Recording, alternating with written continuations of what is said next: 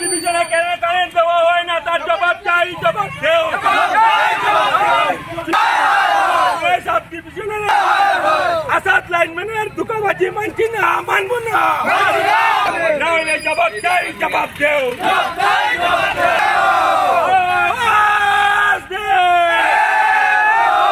Sonai sub ডিভিশনের আন্ডারে আমাদের সোনাবাড়ি, আমরা সোনাই সাব ডিভিশনের আজকে আমরা দেখতে পাচ্ছি যে এরা শ্রমিক দিবস উপলক্ষে আজকে এই ঝড় বৃষ্টির মধ্যে তারা কর্মবিরতি করেছে। এর তীব্র প্রতিবাদ জানাই আমরা। আজকে যখন সরকার তাদেরকে বেতন দিচ্ছে এবং জনসাধারণের মানুষের এবং ভোগান্তি করে ওরা কাজ বন্ধ করে প্রতিবাদ করেছে, আমরা সরকারের কাছে জানতে চাই সমগ্র ভারতবর্ষে আজকে শ্রমিক দিবস না সোনাই সাব ডিভিশনের শ্রমিক দিবস?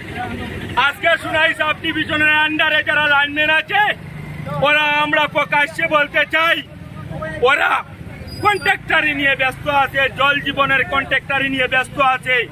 ওরা আজকে জঙ্গলের কাজ করে না, লাইনের কাজ করে না, দিন বাই দিন অতিবাহিত হচ্ছে কিন্তু লাইনের কাজ করে না।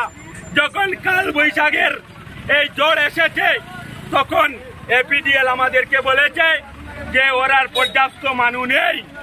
আমরা সরকারকে বলতে চাই আপনার যদি আমরা বিল যদি পরিশোধ করতে পারি যে আপনার কেন এই পর্যাপ্ত লাইনম্যান নাই? আর যে এক দুইজন আছে তারা নিজের কাজ নিয়ে ব্যস্ত এবং কন্ট্রাক্টরি নিয়ে ব্যস্ত। তাই আমরা ধনেহরি পয়েন্ট থেকে একটি শান্তি মিছিল আরম্ভ করেছি এবং সোনাবাড়ি ঘাট মাথা পর্যন্ত আমরা আজকে পায়ে হেঁটে একটি প্রতিবাদ সাব্যস্ত করব এবং আগামীকাল আমরা সোনাই সার্কেল অফিসার মহোদয়ের কাছে আমরা একটা স্মারকপত্র দিব।